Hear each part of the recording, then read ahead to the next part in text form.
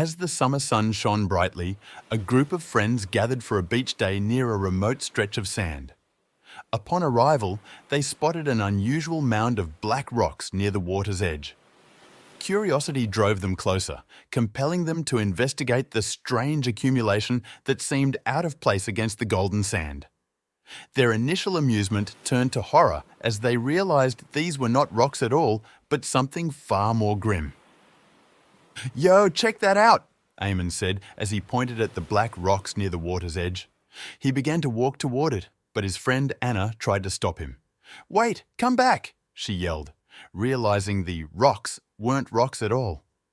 But Amon didn't hear her, or at least he pretended not to hear her and got a little too close.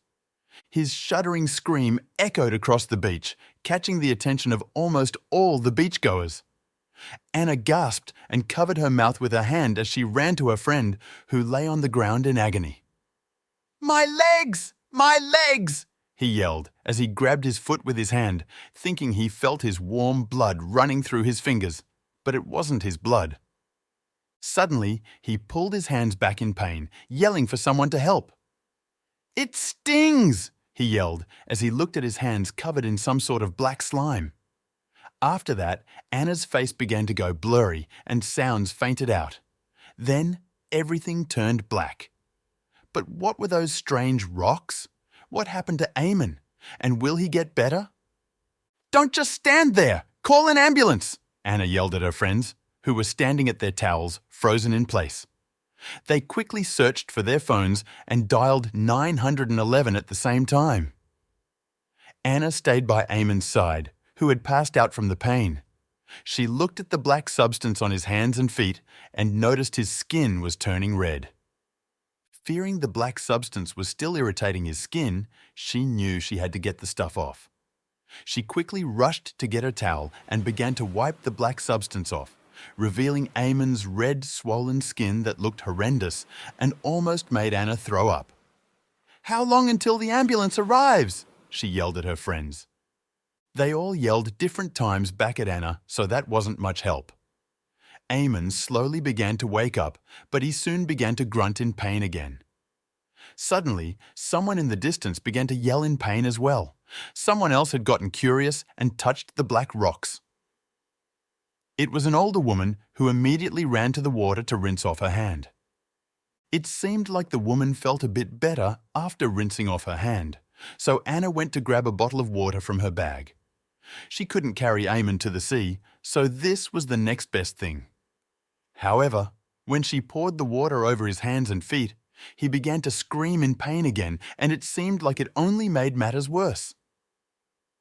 Anna didn't know what to do anymore, and Amon could see it on her face. He tried to get up so he could walk back to his blanket, but the muscles in his feet began to cramp, and before he knew it, he fell backward into the rocks. Anna tried to grab his hand, but it was too late, and Amon's back was now fully covered in the stinging black slime. Adrenaline took over, and Amon pushed himself up, covering his already swollen hands in the black slime again, but all he thought about was getting as far away from those rocks as possible. Anna tried to get out of his way, but she was too slow, and Amon pushed her aside, leaving behind the black slime from his hand on her shoulder. She could feel the stinging sensation spread through her entire shoulder, and it felt like her skin was on fire. Her eyes began to well up with tears as she yelled out in pain. It was like a scene from a horror movie. More and more people began to yell and scream in pain, having touched the black rocks, and no one knew why. The ambulance finally arrived, lights flashing and sirens blaring. Paramedics jumped out, rushing to assess the situation. "We need more help!" one of them shouted into a radio, looking around at the injured beachgoers.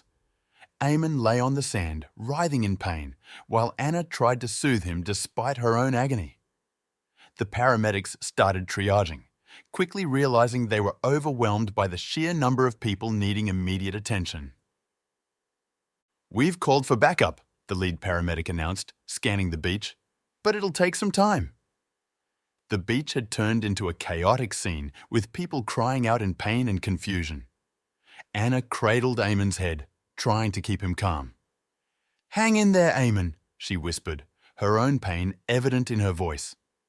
The paramedics did what they could, but it was clear they needed more resources and fast. "Help! My daughter!" a frantic mother screamed, drawing the paramedics' attention to a little girl clutching her arm and sobbing uncontrollably. The paramedics rushed over, realizing she needed immediate care. "We're taking her to the hospital first," one paramedic said, lifting the girl gently. The mother followed, tears streaming down her face.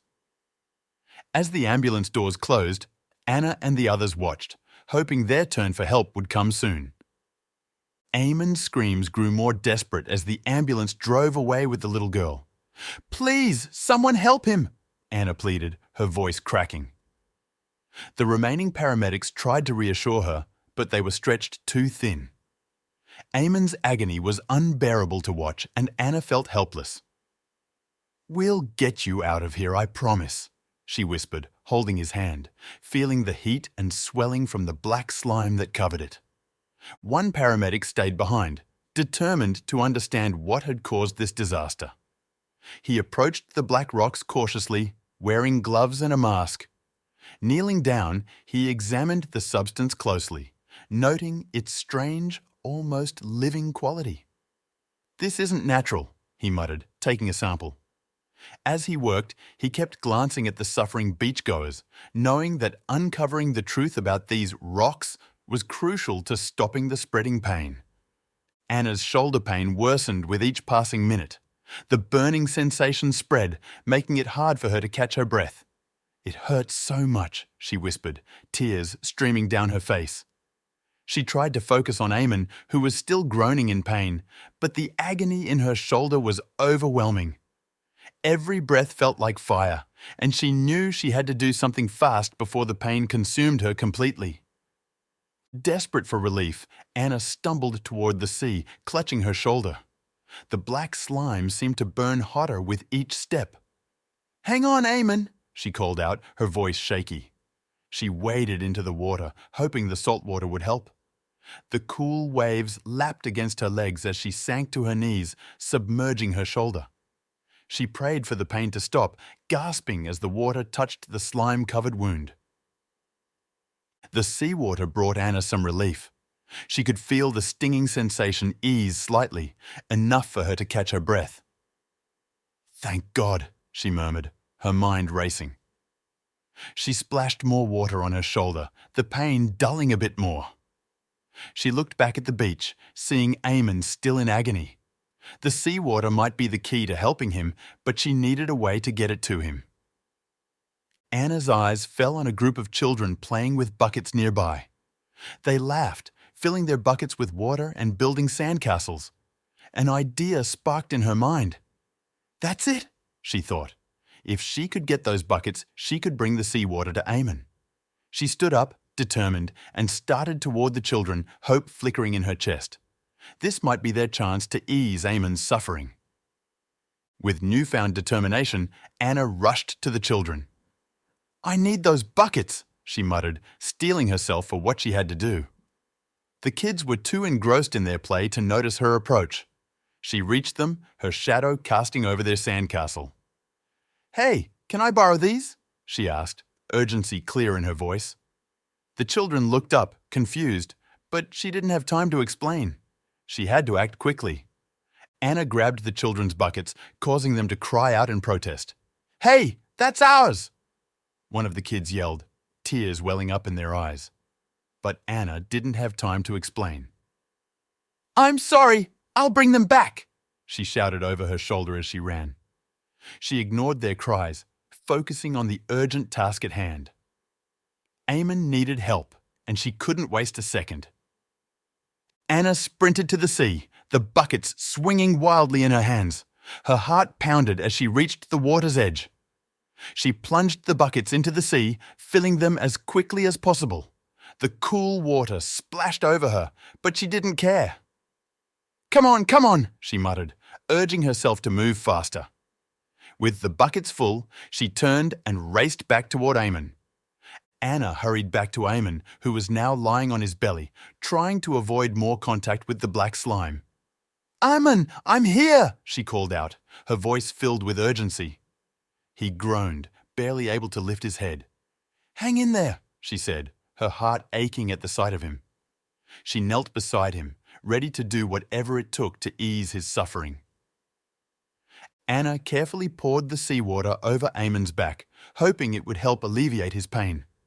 The water splashed over the black slime, washing it away slowly. Please let this work, she whispered, watching the slime dissolve.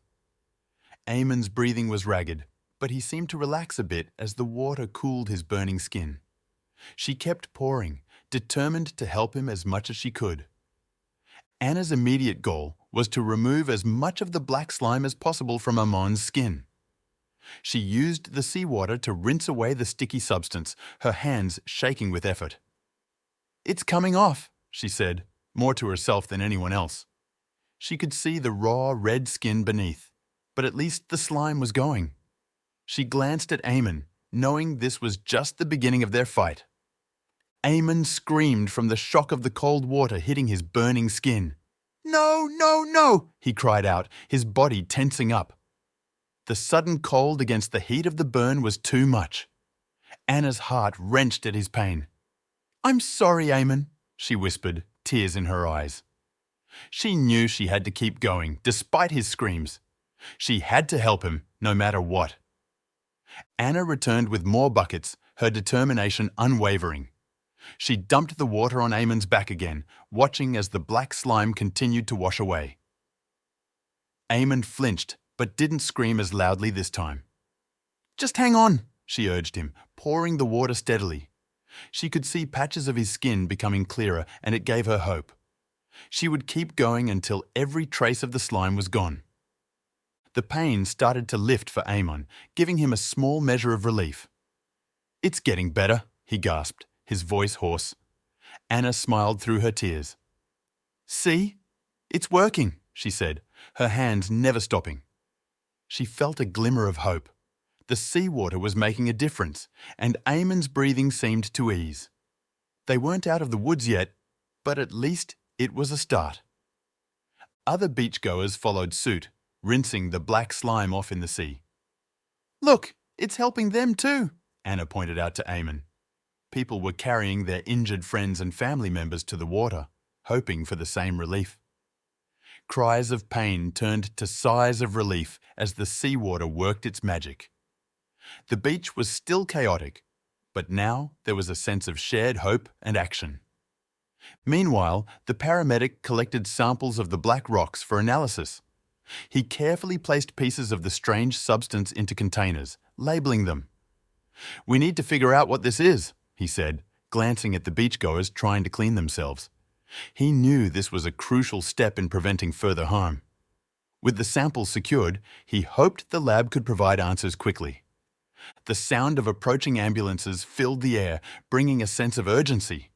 Sirens wailed, cutting through the chaos on the beach. They're here! Someone shouted, relief evident in their voice. Anna looked up, her heart pounding. More help was finally arriving. The flashing lights and blaring sirens signaled that the situation was being taken seriously. It was a glimmer of hope amid the turmoil. Paramedics flooded the beach, tending to the numerous injuries caused by the black slime. Over here! Anna waved frantically, guiding them to Amon. The paramedics moved swiftly, assessing wounds and administering first aid. The beach was a flurry of activity, with medics rushing between patients. Anna watched as they carefully lifted Amon onto a stretcher, her worry easing slightly, knowing he was in capable hands. Police arrived and cordoned off the area around the mysterious rocks. Yellow tape fluttered in the breeze as officers directed people away from the danger zone. Please stay back, an officer instructed firmly. The beachgoers, now more aware of the threat, complied without much protest. The police presence added a layer of order to the chaotic scene, ensuring no one else would be harmed by the strange substance. Amon was taken to the hospital for further treatment and pain relief. The paramedics loaded him into the ambulance, his face twisted in pain, but his eyes filled with hope. You're going to be okay, Anna said, squeezing his hand before they closed the doors. The ambulance sped away, sirens blaring, and Anna watched it go, praying that Amon would get the care he needed. Anna's shoulder was bandaged after being treated with a special solution. The paramedic worked quickly, applying the solution to neutralize the black slime's effects. "This should help," he said, wrapping the bandage securely. Anna winced but nodded, grateful for the relief. The burning sensation began to subside, and she could finally breathe easier. She looked around, seeing the beach slowly returning to order. The police evacuated everyone from the beach, closing it to prevent further incidents. "Everyone needs to leave now," an officer called through a megaphone, directing people away. Beach-goers gathered their things quickly, casting nervous glances at the cordoned-off area. Anna followed the flow, her mind on Amon. The once lively beach was now empty, a stark reminder of the strange and dangerous event that had unfolded. Anna followed Amon to the hospital to provide support and ensure his well-being. She couldn't bear the thought of leaving him alone. "I'm coming with you," she insisted, climbing into the back of the ambulance. The ride felt like an eternity, but finally, they arrived.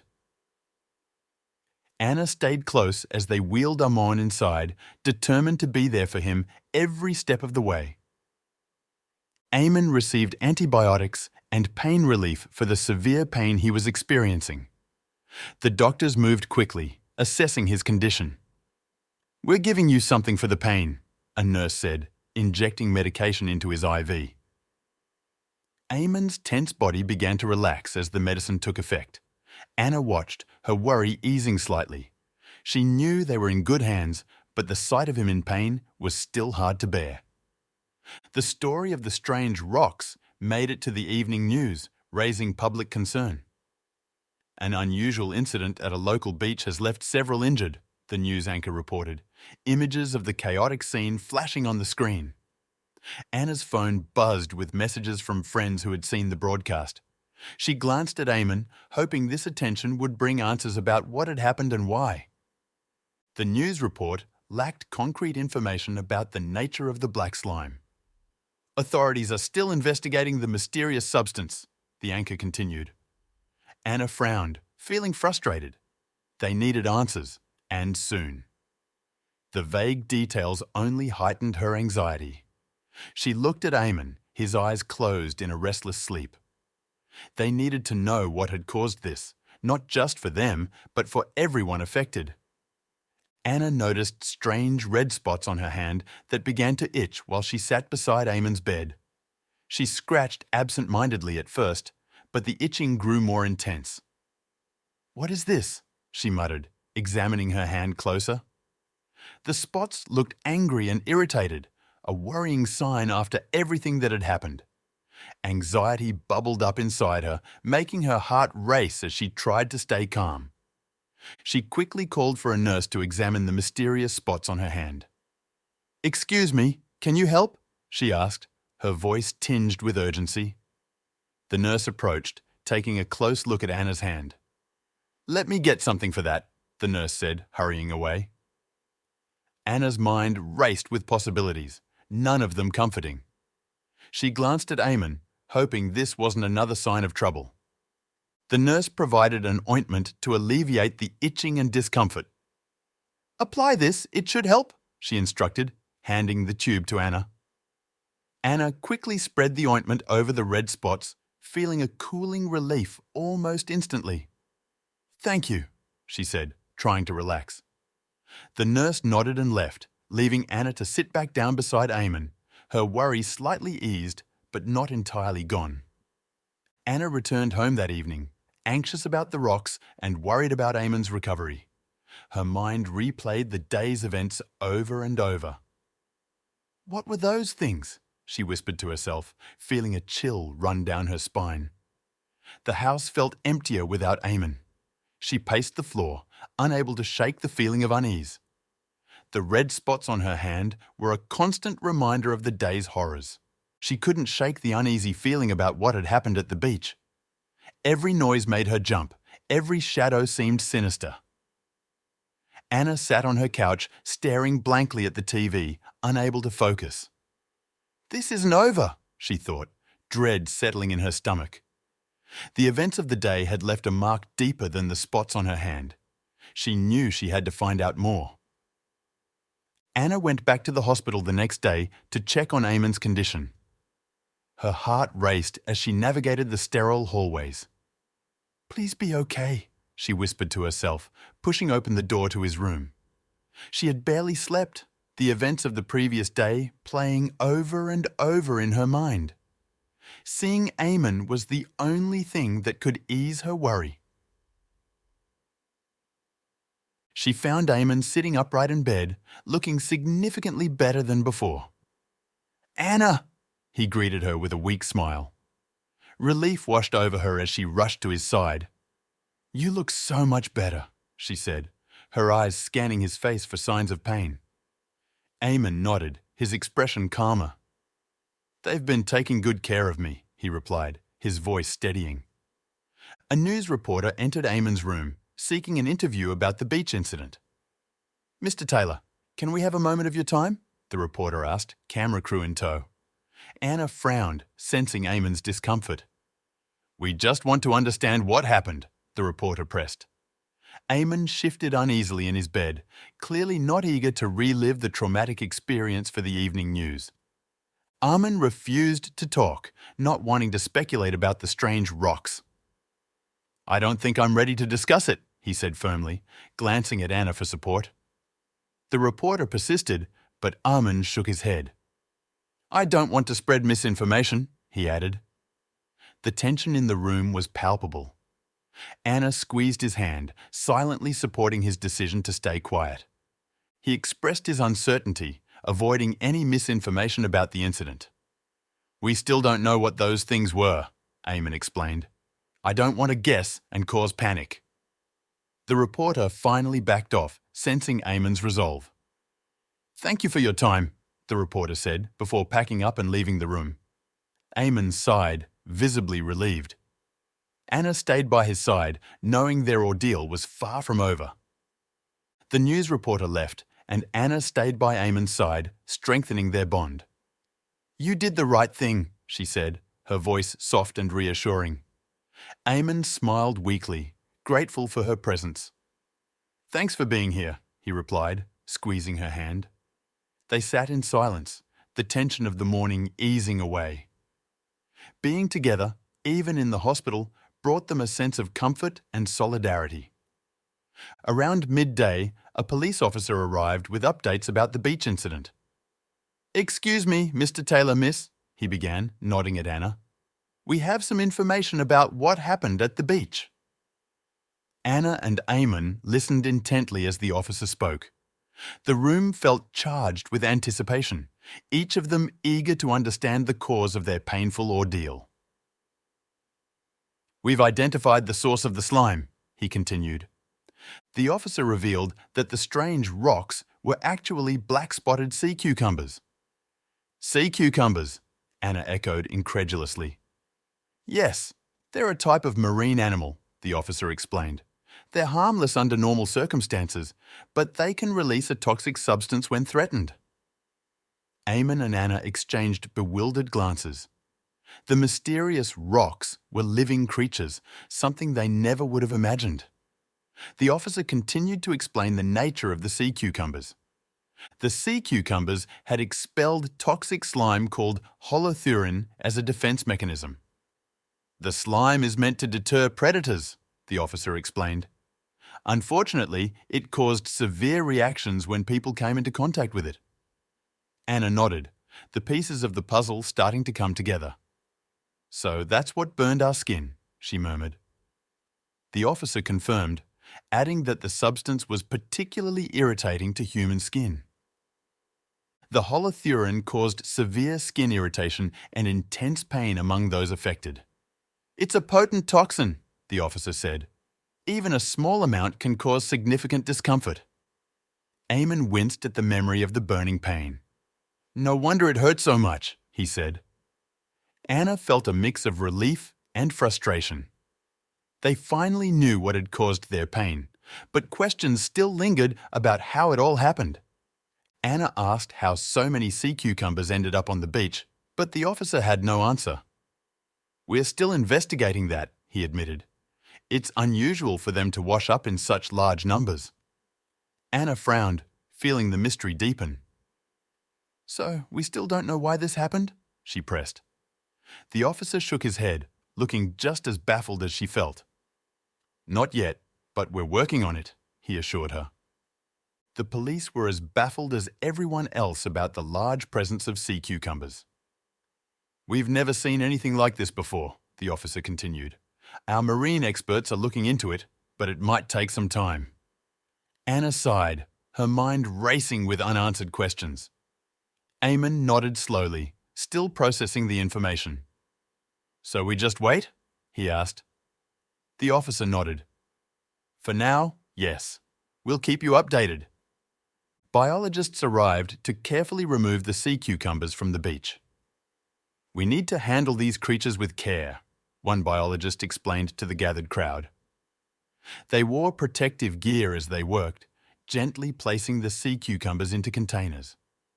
Onlookers watched curiously, murmuring among themselves. Anna felt a sense of relief knowing experts were handling the situation. "At least they're in good hands," she thought, watching the careful removal. They sent the sea cucumbers to a suitable habitat to prevent further incidents. "We're relocating them to an area where they won't cause harm," the lead biologist announced. The team worked efficiently, ensuring each sea cucumber was safely transported. Anna and Amon watched as the containers were loaded onto trucks. "Hopefully, this will keep the beach safe," Anna said. Amon nodded, grateful for the efforts to prevent another accident. Amon and others affected by the holothurine made a full recovery in the hospital. "You're healing well," the doctor told Amon during a checkup. Anna felt a wave of relief. "Thank goodness," she whispered, squeezing his hand. The hospital buzzed with news of patients recovering, bringing a sense of closure to the strange ordeal. Despite the lingering questions, Anna felt optimistic about the future and their newfound resilience. The beach remained closed until it was deemed safe for the public. Signs and barriers blocked entry, and lifeguards patrolled to ensure no one crossed the line. "Safety first," an official explained to concerned locals. Anna and Amon, still recovering, understood the necessity. "Better safe than sorry," Amon said, nodding in agreement. The once bustling shore now stood silent, waiting for the all-clear to welcome visitors again. The incident prompted further investigation into the sudden appearance of the sea cucumbers. Marine biologists and environmentalists worked together, scouring data and examining currents. "We need to understand why this happened," one researcher stated. The local news covered the efforts, keeping the community informed. Anna and Amon followed the updates closely, eager to learn more about the mysterious event that had upended their peaceful day at the beach. Anna and Amon returned to the beach, now safe and free from the toxic sea cucumbers. "It's so good to be back," Anna said, breathing in the salty air. Amon smiled, feeling the sand beneath his feet. The beach looked as beautiful as ever, a stark contrast to their last visit. They set up their towels, enjoying the tranquility. "Here's to a fresh start," Amon toasted with a bottle of water. Amon and Anna's friendship grew stronger, bonded by the shared ordeal. They often talked about their experience, finding comfort in each other's company. "We've been through a lot," Amon remarked one evening. "Yeah, and we've come out stronger," Anna agreed. They supported each other through the recovery, their bond deepening. Their shared memories of the beach incident became a testament to their resilience and unbreakable friendship. The beach returned to normal, but the memory of the incident lingered among the locals. Conversations often drifted to that fateful day, with people sharing their own experiences and theories. Anna and Amon became somewhat local heroes, known for their bravery. "It's something we'll never forget," Anna said, looking out at the waves. The beach held a special place in their hearts, a reminder of the strength found in friendship and community.